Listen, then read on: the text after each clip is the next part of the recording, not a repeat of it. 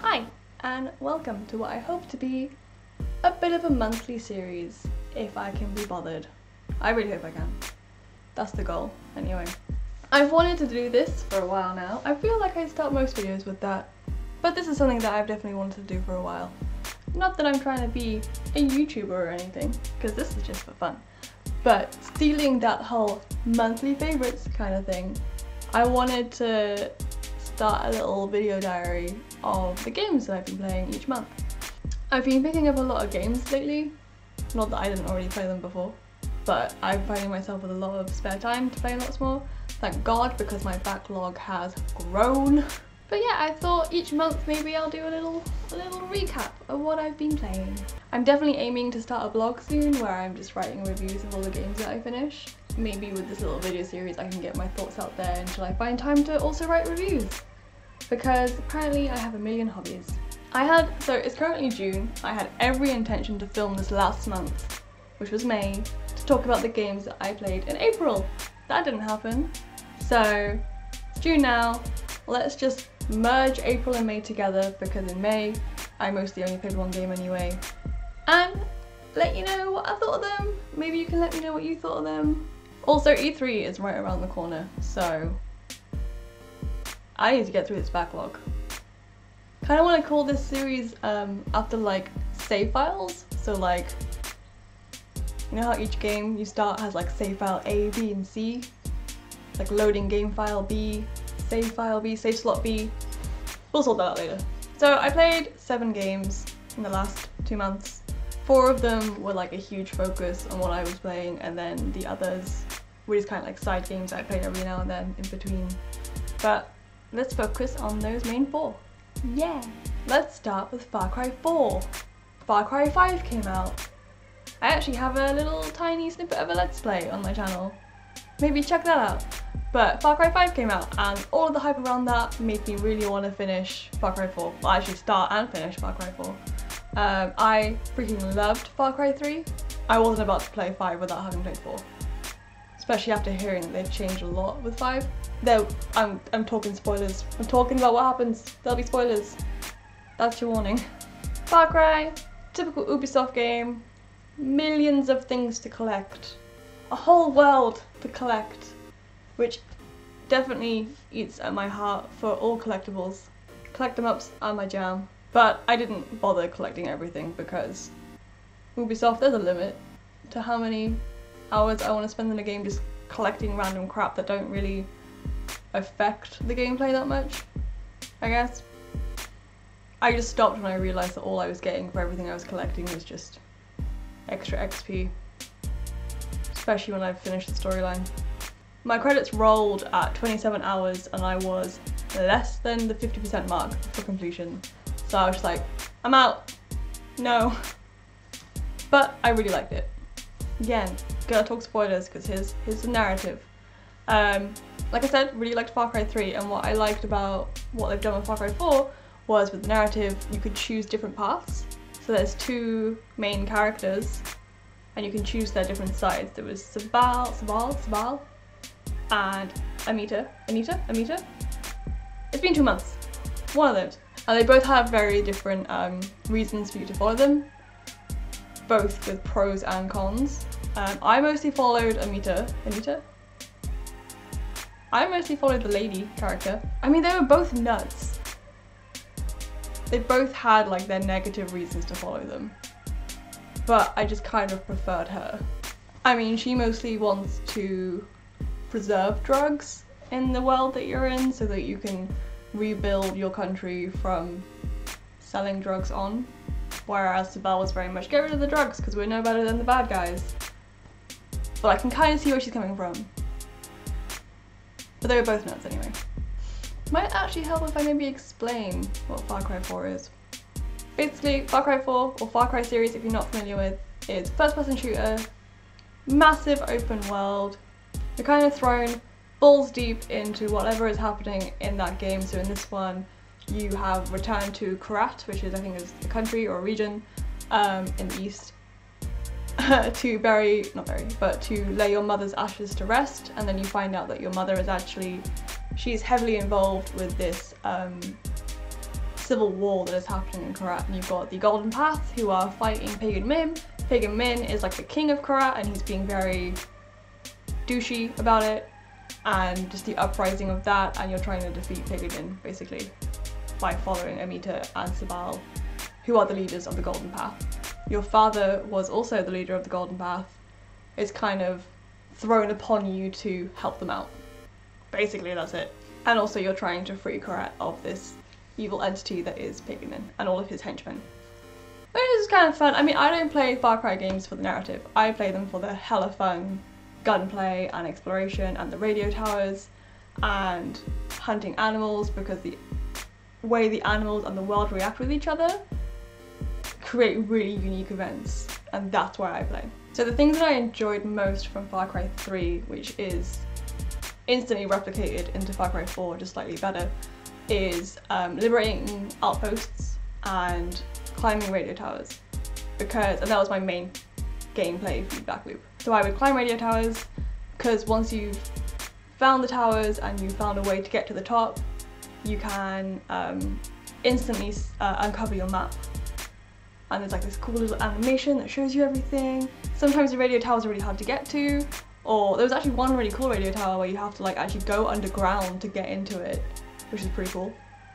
So that's how you kind of explore your environment, is to find these radio towers and block the signal from Pagan Min. And then liberating outposts. There are buildings across the map, or markers across the map, which are covered in enemies which you need to free. So once you've killed all the enemies in each area, the outpost becomes free, and then you can use it as a fast travel point and a way of trading, and the Golden Path can then take over, and it's just a way of lessening the enemies in that area and feeling like you're really making an impact on the world.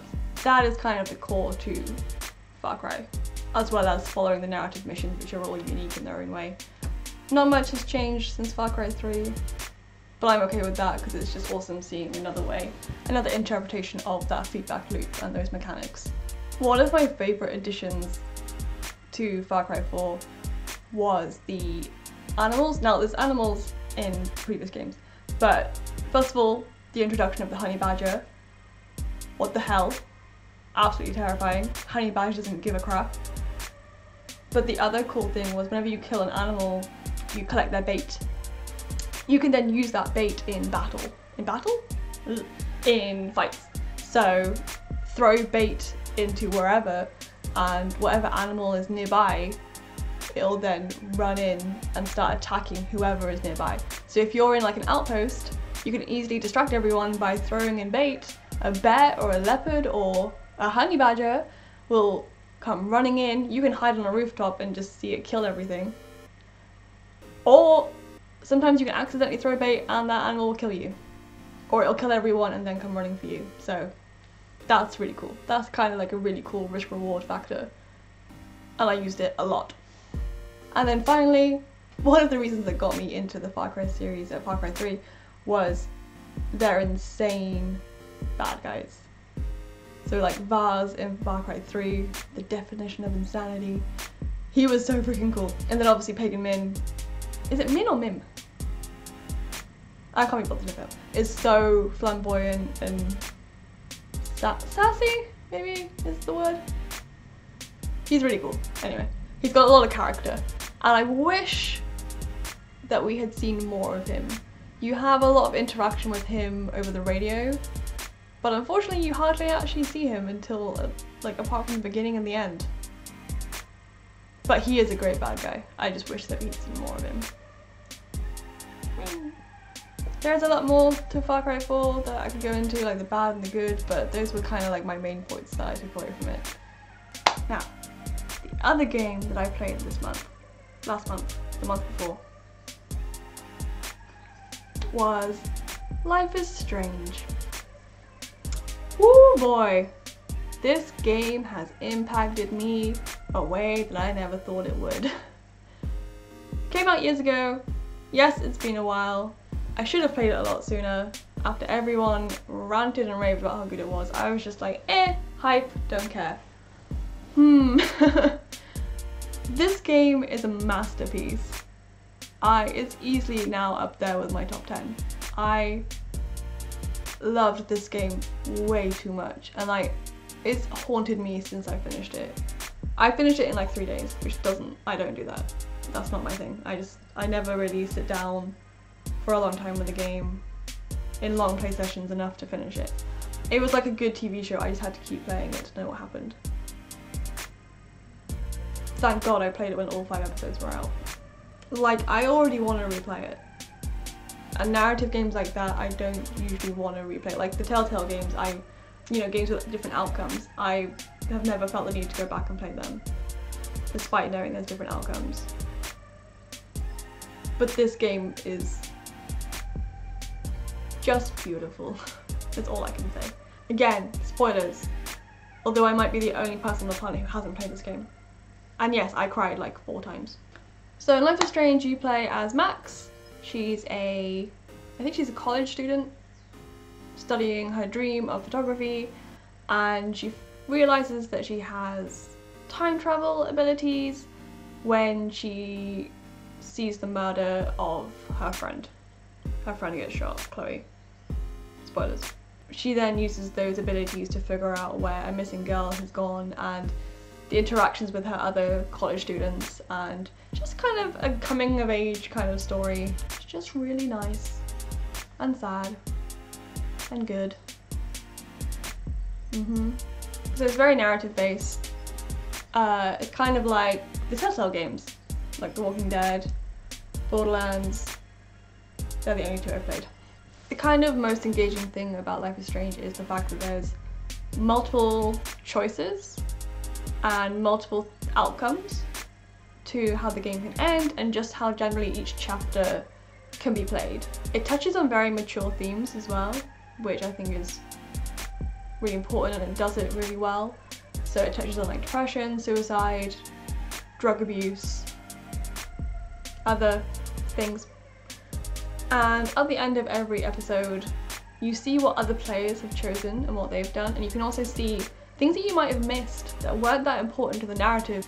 It's just interesting to see how other players have reacted, especially when you're like the 6% of people who did that one thing. Am I a terrible person? Maybe. So Max as a character, I absolutely loved and I found really relatable, which is probably why I loved being in the universe so much, and just seeing the way that she reacts to this crazy ass thing that's happening to her in such a human way. I just love it. It's just so good. So there is this whole underlining mystery in between all this of Chloe's best friend Rachel has gone missing and no one knows where she is, and you can see that in the world from all the missing persons posters, and the 2 girls, Max and Chloe, use her time travel ability to try and figure out where she's gone. There's obviously like a huge twist at the end, which I should have seen coming, but I was so wrapped up in all these different things happening that it really does, well, I don't know about you, but it really did hit me when I was just like, holy crap, you're the person that did this. One thing I forgot to mention is this whole time, Max is having visions of the whole town that she lives in getting destroyed by this massive tornado mystical thing. And each chapter, Chloe nearly dies in some way or another, and Max uses her time travel abilities to save her, until you realize that she is the one thing that's, her death is that thing that is saving everyone from being destroyed. You can see this coming. This is the one thing that you can definitely see coming. If you've seen enough time travel things, you'll know that like the main thing that you change is that thing that you shouldn't change.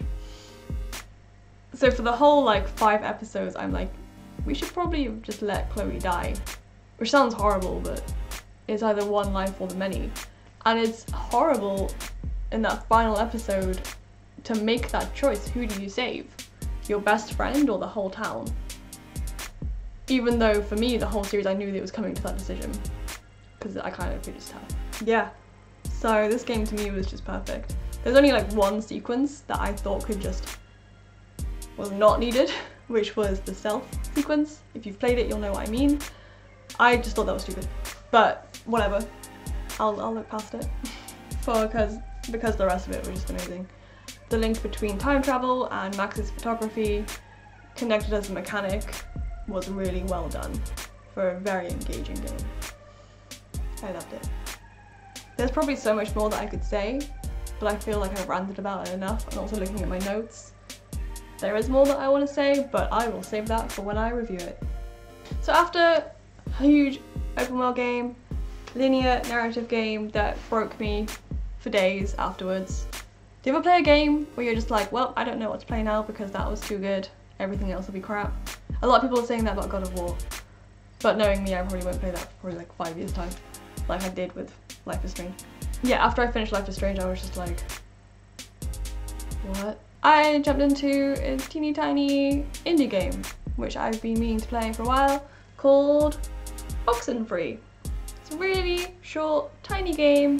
Again, very linear, very narrative based. It's only 4 hours long, but I think the whole point of this game is, again, there's so much choice and so much that you can do that affects things, that has different outcomes, that you are supposed to replay it. Oxen is about 4 high school kids, I think they're high school kids, 4 kids, who go to this island to have a beach party, and crazy things happen. The island's haunted, people get possessed, it's really creepy. Turns out I didn't follow it very well, but the atmosphere was really good. The main character, Max, has a radio that you can use as to tune into different frequencies and open doors to different realities, interact with other things. It's really cool, but I feel like it could have been used more for the short time I was in it. Yeah, there wasn't really a lot to say about Oxen. One of the really cool things that I liked about it actually was, obviously again, player choice and haunting and all that stuff. I played it on Steam. If you have a friend that has already played it and finished it, they come into your game. There are points in the game where you see yourself in a reflection, and that reflection has your Steam friend's name above their head, and then they tell you a thing.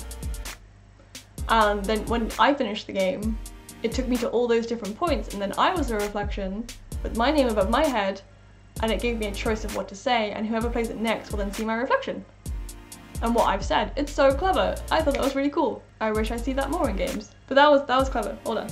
I like that. But yeah, that's all I kind of really have to say about Oxen. I mean, it's definitely a good game, don't get me wrong, but I wouldn't be replaying it anytime soon. The pacing kind of got to me a bit. It's a bit meh. I don't really feel the need to replay this. And then finally, the game that I'm playing, my current main game, which I started last month, is another big open world game, and that is Final Fantasy 15. I love this game so much. Ooh, ooh, that felt good. Ooh, that's the thing that's happening. Obviously 2 years ago, also 2016, so yeah, 2016 is when it came out, and the hype behind it was insane. It was like, what, 10 years in the making.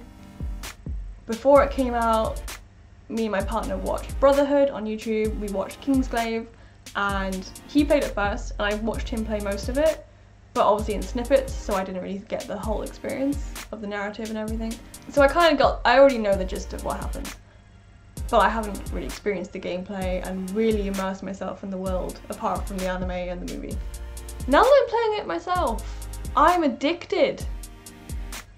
I love these boys are my best boys. The soundtrack, the gameplay, there's a lot of wrong with this game. Like, don't get me wrong, it's not perfect, but I am just loving being in it. Ignis is my best boy, I love him. I'm listening to the soundtrack when I'm not playing the game. I'll have more thoughts when I finish it, obviously, or when I jump more into it. But I'm currently 25 hours in. I am the side quest queen. All I'm doing is side quests. Hardly touching the narrative. I think I've only just started chapter 4? I think 4. But I'm happy just plodding along, doing side quests. It's just such a chill out game. I really like it. And I'll have more to say probably next month, because this is what I'm replaying all month. Can't imagine myself finishing it anytime soon. It's taken over my life a little bit. And then super quick, some other games that I've been playing are Stardew Valley. which will probably be in here every month because Stardew Valley is my little go-to Switch game in between games when I can't be bothered to like load up the PlayStation or whatever. I didn't think I would like it this much. I'm not the kind of person that's into crafting games or farm games. Like, I've never played Minecraft. I briefly played Tiara? I briefly played Terraria. Didn't like it. I don't like games that don't tell me what to do, if that makes sense. I don't like games where here's an open world, do with it what you want. I like to be told what to do in games. I like to have feedback on how I'm doing, like a score, all that jazz. Anyway, 40 hours later, and I'm still addicted to Stardew Valley. I freaking love it. So yeah, that's my chill out game. Really enjoying that still. I'm playing it on my Switch, on the go, on the TV. It's my chill out game. Another game on the Switch that I was trying to play, and I'm officially, hands down, just putting it down, saying I'm done with it, is Darkest Dungeon. Now let me explain.